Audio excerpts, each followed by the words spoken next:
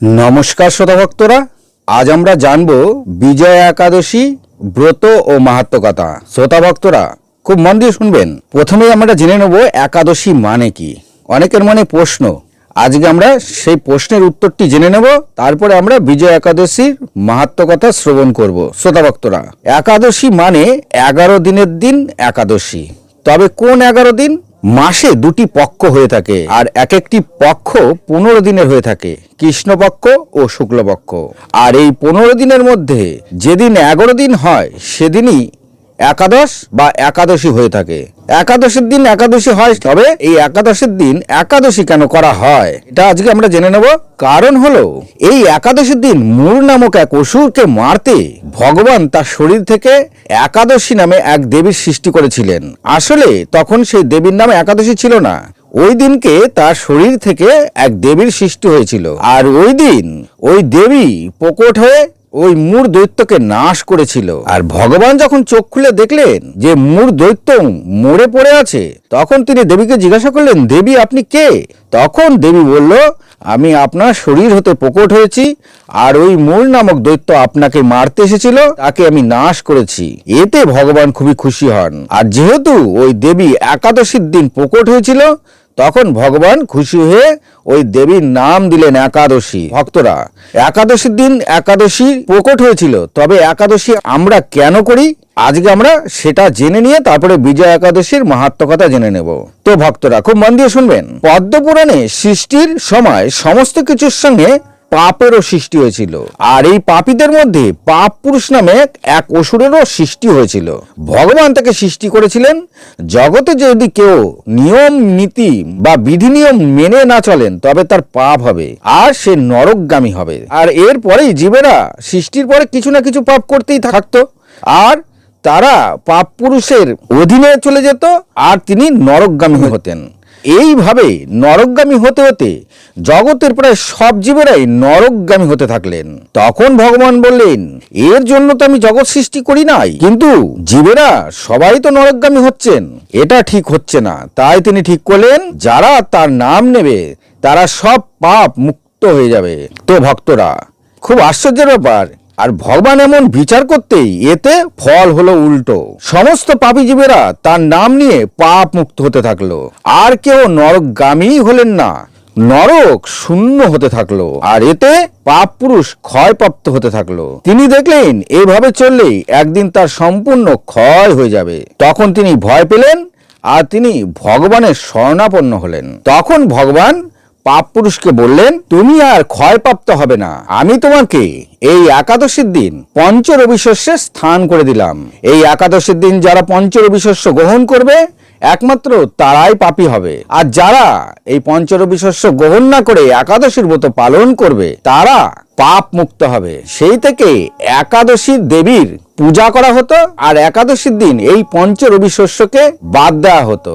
আর এই কারণে একাদশী দেবী একাদশীর দিন খুবই প্রসন্ন থাকতেন, কারণ ভগবান তাকে আশীর্বাদ করেছিলেন যে এই দিন সবাই তোমার পূজা করবে। আর সেই কারণেই একাদশীর দিন পঞ্চরবি শস্য গ্রহণ করতে নাই। ভক্তরা, বিজয়া একাদশী আগামী ইংরাজি 13ই ফেব্রুয়ারি শুক্রবার, বাংলার 30শে মাঘ হলো বিজয়া একাদশী, আর পালন করবেন পরদিন 9:58 মধ্যে। তো ভক্তরা, এই একাদশীকে কিন্তু 3টে ভাগ করা হয়েছে। একটা হচ্ছে সম্পূর্ণ একাদশী, আরেকটা হচ্ছে বিধা একাদশী, আরেকটি আছে সেটা আমি শেষে বলছি। সম্পূর্ণ একাদশী কাকে বলে? যে একাদশী একাদশীর দিনই শুরু হয় এবং একাদশীর দিনই শেষ হয়, এই একাদশীকে সম্পূর্ণ একাদশী বলা হয়। দ্বিতীয়টি হলো বিধা একাদশী। তো এই বিধা একাদশী আবার দুটি ভাগ আছে, একটা হলো পূর্ব বিধা একাদশী, আরেকটা হলো পর বিধা একাদশী। পূর্ব বিধা একাদশীকে বলা হয় দৈত্য নাম পুষ্টি বর্ধনম, অর্থাৎ যেই একাদশী দশমী যুক্ত হয়ে থাকে সেই একাদশী যারা পালন করে তারা দৈত্য নাম পুষ্টি বর্ধনম, অর্থাৎ দৈত্যবৃত্তি আচার আচরণ তার মধ্যে প্রবেশ করে থাকে। যেমন কাম, ক্রোধ, লোভ, মোহ দিন দিন বাড়তেই থাকে। অর্থাৎ যে একাদশী দশমী যুক্ত হয়ে থাকে তাকে পূর্ব বিধা একাদশী বলা হয়। আর এই একাদশী ভালো নয়, এতে মনের মধ্যে চিন্তা ভাবনা শারীরিক ভাবে আমরা কাম ক্রোধ লোভ মোহের পড়ে যায়, আর তা দিন দিন বাড়তেই থাকে। আর এর ফলে আমাদের আসরিক প্রবৃত্তি দিন দিন বাড়তে থাকে। আর দ্বিতীয় হলো এই বিধা একাদশীর দ্বিতীয়টি হলো পরবিধা একাদশী, অর্থাৎ যে একাদশী দ্বাদশী যুক্ত হয়ে থাকে তাকে পরবিধা একাদশী বলা হয়। আর এই একাদশীতে আরেকটি কথায় বলে বৈষ্ণব একাদশী, অর্থাৎ যারা দ্বাদশী যুক্ত একাদশী করে তাদের মধ্যে ভক্তি, সদ্গুণ, সচ্চিন্তা, সদাচারের শক্তি ক্রমশ জাগ্রত হয়, আর তারা সম্পূর্ণ নিষ্ঠাবান হয়ে যান। একেই পরবিধা একাদশী বলে। এই একাদশী দশমী যুক্ত একাদশী না করে যদি একাদশী দ্বাদশী যুক্ত হয়ে থাকে তবে সেই একাদশী পূর্ব বিধা একাদশীর থেকে অনেক ভালো। তাই আপনারা চেষ্টা করবেন যে একাদশী দ্বাদশী যুক্ত হবে সেই একাদশী করার, এতে ভক্তি দিন দিন বাড়তে থাকে। আরেকটি হলো 3 নম্বর যে একাদশী বলা হয়, একে বলা হয় ত্রিপস্যা একাদশী। শ্রোতা ভক্তরা খুব মন দিয়ে শুনবেন, যার মধ্যে একাদশী, দ্বাদশী ও ত্রয়োদশী স্পর্শ করে, মানে যে একাদশী একাদশীর দিনও পড়েছে, দ্বাদশীতেও পড়েছে এবং ত্রয়োদশীকেও স্পর্শ করেছে, এই একাদশীকে ত্রিস্পর্শা একাদশী বলা হয়। এমন একাদশী খুব কম আসে। যখন ত্রিস্পর্শা একাদশী কোনো একাদশীতে হবে, আপনারা অবশ্যই সেই একাদশী নিষ্ঠার সঙ্গে করবার চেষ্টা করবেন। অন্যান্য একাদশী না করতে পারলেও এই ত্রিস্পর্শা একাদশী করবেন। পদ্মপুরাণে সুন্দরভাবে ত্রিস্পর্শা একাদশীর সম্বন্ধে বলেছে। যারা এই একাদশীর ব্রত নিষ্ঠার সঙ্গে পালন করে তারা 1000টি একাদশীর ফল একসাথে লাভ করে থাকে। শ্রোতা ভক্তরা, এই ত্রিস্পর্শা একাদশী মাহাত্ম্য সবচেয়ে বেশি এবং এই ত্রিস্পর্শা একাদশী সবসময় পড়েও না। তাহলে একাদশী 3 রকমের, সেটা আজকে আমরা জেনে নিলাম। এখন আমরা জানবো বিজয়া একাদশীর ব্রত ও মাহাত্ম্য কথা।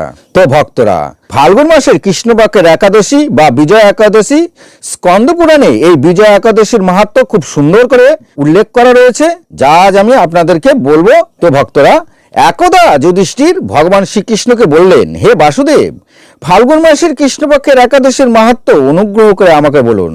তখন শ্রীকৃষ্ণ বললেন, হে কুন্তী নন্দন, এই একাদশী বিজয়া নামে পরিচিত। এই একাদশীর সম্পর্কে একসময় দেবর্ষী নারদ স্বয়ংভূ ব্রহ্মাকে জিজ্ঞাসা করেছিলেন। তখন তিনি এই প্রসঙ্গে যা যা বলেছিলেন এখন আমি তোমাকে তাই বলছি। এই পবিত্র পাপ বিনাশিনী ব্রত মানুষকে যে কোনো কার্যে জয়লাভ করিয়ে থাকে, তাই এর নাম বিজয়া একাদশী হয়েছে। পুরাকালে শ্রীরামচন্দ্র 14 বছরের জন্য বনবাসে গিয়েছিলেন। সীতা ও লক্ষ্মণের সঙ্গে তিনি পঞ্চবটিতে বাসও করতেন। সেই সময় লঙ্কাপতি রাবণ দেবী সীতাকে হরণ করে নিয়ে যান। পরে শ্রীরামচন্দ্র সীতাকে খোঁজার জন্য চারিদিকে ভ্রমণ করতে থাকেন। তখন মৃতপ্রায় জটায়ুর সঙ্গে তার দেখা হয়ে যায়। তখন জটায়ু সীতা হরণের সমস্ত ঘটনা ভগবান শ্রীরামচন্দ্রকে জানানোর পরে তিনি মারা যান। এরপরে সীতাকে তিনি উদ্ধারের জন্য বানররাজ সুগ্রীবের সঙ্গে বন্ধুত্ব স্থাপন করেন। ভগবান রামচন্দ্রের কৃপায় হনুমান লঙ্কায় গিয়ে সেখানে অশোক বাটিকায় সীতামাতাকে দেখে তিনি রামচন্দ্রের দেয়া আংটিটি মাতাকে প্রদান করেন। ফিরে এসে শ্রী রামচন্দ্রকে লঙ্কার সমস্ত ঘটনা বৃত্তান্ত জানান। হনুমানের কথা শুনে শ্রী রামচন্দ্র সুগ্রীবের পরামর্শে সমুদ্র তীরে এসে হাজির হলেন। সেই দুর্দান্ত বিশাল সমুদ্র দেখে তিনি ভাই লক্ষ্মণকে জিজ্ঞাসা করলেন, হে অনুজ, কিভাবে এই অগাধ সমুদ্র পার করা যায়? এর কোনো উপায় তো আমি খুঁজে পাচ্ছি না। উত্তরে ভাই লক্ষ্মণ বললেন, হে পুরুষোত্তম, আপনি তো সর্বদাতা, আপনি আদি পুরুষ, আপনাকে আমি কি উপদেশ দেব? তবে এখান থেকে 4 মাইল দূরে বাগদলভ্য নামে এক ঋষি ওই দ্বীপে বাস করেন। তিনি ওখানেই আশ্রম করে তিনি সেখানে সাধনা করে থাকেন। হে রাঘব, আপনি সেই প্রাচীন ঋষি শ্রেষ্ঠকে এর উপায় জিজ্ঞাসা করুন। লক্ষ্মণের সেই কথা মতন শ্রী রামচন্দ্র তৎক্ষণাৎ মহামুনির আশ্রমে গিয়ে উপস্থিত হলেন। ভগবান রামচন্দ্র মুনিকে প্রণাম করলেন। তখন মুনিবর শ্রী রামচন্দ্রকে দেখেই একেবারে চিনে ফেললেন, আরে ইনি তো স্বয়ং পুরাণ পুরুষ, আর তিনি তার কাছে এসেছেন। তখন তিনি আনন্দ ভরে জিজ্ঞাসা করলেন, হে শ্রী রামচন্দ্র, কি কারণে আপনি আমার কাছে এসেছেন তা কৃপা করে আমায় বলুন। তখন শ্রী রামচন্দ্র বললেন, হে মুনিবর, আপনার কৃপায় সৈন্যসহ আমি এই সমুদ্র তীরে এসে উপস্থিত হয়েছি। আমার স্ত্রী সীতাকে রাক্ষসরাজ রাবণ হরণ করে নিয়ে গেছে, আর সেই কারণে লঙ্কা বিজয় করা আমার প্রধান উদ্দেশ্য, যাতে এই ভয়ঙ্কর সমুদ্র আমরা সবাই নির্বিঘ্নে পার হতে পারি তার উপায় জানবার জন্যই আপনার কৃপা প্রার্থনা করি। তখন মুনিবর বগদালভ্য প্রসন্ন চিত্তে পদ্মলোচন ভগবান শ্রী রামচন্দ্রকে বললেন, হে রামচন্দ্র, আপনার অভিষ্ট সিদ্ধির জন্য যে শ্রেষ্ঠ ব্রত আপনাকে করতে হবে তা আমি বলি। এই ফাল্গুন মাসের কৃষ্ণপক্ষে যে একাদশী রয়েছে, এই কৃষ্ণপক্ষের একাদশী ব্রত পালন করো, তবে আপনি নিশ্চিত সৈন্যসহ ওই সমুদ্র পার হতে পারবেন। আর এই ব্রতের বিধি শ্রবণ করুন। আর এই যুদ্ধে যাতে আপনি বিজয় লাভ করতে পারেন তার জন্য দশমীর দিনে সোনা, রূপা, তামা অথবা মাটির কলস সংগ্রহ করে তাতে জল ও আম পাতা দিয়ে সঙ্গে সুগন্ধি চন্দন সাজিয়ে তার উপরে সোনার নারায়ণ মূর্তি স্থাপন করবেন এবং একাদশীর দিনে যথাবিধি সকালে স্নান করে গলায় মালা চন্দন পরিয়ে উপযুক্ত স্থানে নারকেল অথবা গুবা দিয়ে পূজা করবেন। এরপরে গন্ধ, পুষ্প, তুলসী, ধূপ, দীপ, নৈবেদ্য ইত্যাদি দিয়ে পরম ভক্তি সহকারে নারায়ণের পূজা করে হরি কথা কীর্তন করে সমস্ত দিন যাপন করবেন এবং রাত্রি জাগরণ করে সারা রাত ঘিয়ের প্রদীপ জ্বালিয়ে রাখবেন।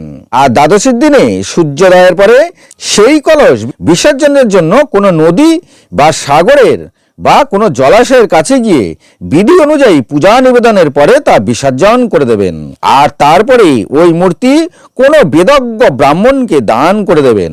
এই ব্রতের প্রভাবে নিশ্চয়ই আপনার বিজয় লাভ হবে। ব্রহ্মা এই পর্যন্ত শ্রীরামচন্দ্রের কথা শ্রী নারদ মুনিকে বলছিলেন। এরপরে ব্রহ্মা বললেন, হে নারদ, শ্রী রামচন্দ্র বাগদলভ্য ঋষির কথা মতন সমস্ত কিছু বিধি নিয়ম অনুসারে করেছিলেন। আর তার ফলে শ্রীরামচন্দ্র লঙ্কা বিজয় করেছিলেন। এর সঙ্গে তিনি সীতাকেও প্রাপ্তি করেছিলেন। লঙ্কা জয় ও রাবণকে বধের মাধ্যমে শ্রীরামচন্দ্র অতুলনীয় কীর্তি ও যশ লাভ করেছিলেন। তাই যথাবিধি যে মানুষ এই ব্রত পালন করেন তাদের এ জগতে যে কোনো কাজে জয় লাভ হবেই, পরজগতে তিনি অক্ষয় সুখ লাভ করে থাকবেন। এরপরে শ্রীকৃষ্ণ যুধিষ্ঠিরকে বললেন, হে যুধিষ্ঠির, এই কারণেই বিজয়া একাদশীর ব্রত পালন অবশ্য কর্তব্য।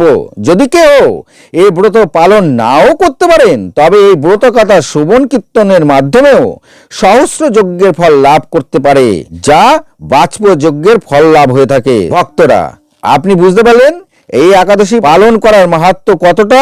আপনি এই একাদশী ব্রত পালন করুন, আপনার আশেপাশে ভক্তদেরকে এই একাদশীর ব্রত পালন করার উৎসাহ দিন। তো শ্রোতা ভক্তরা, বোঝা গেল, অর্থাৎ বিজয়া একাদশীর ব্রত যারা পালন করবেন নিষ্ঠার সঙ্গে, তারা যে কার্যের জন্য মনস্থ করবেন সেই কাজে বিজয় লাভ হবে আর মৃত্যুর পরে অক্ষয় প্রাপ্তি লাভ হবে। তো ভক্তরা, আজ এই পর্যন্তই। যদি ভালো লাগে একটি লাইক, একটি সাবস্ক্রাইব করে দেবেন। ভালো থাকুন, সুস্থ থাকুন, নমস্কার।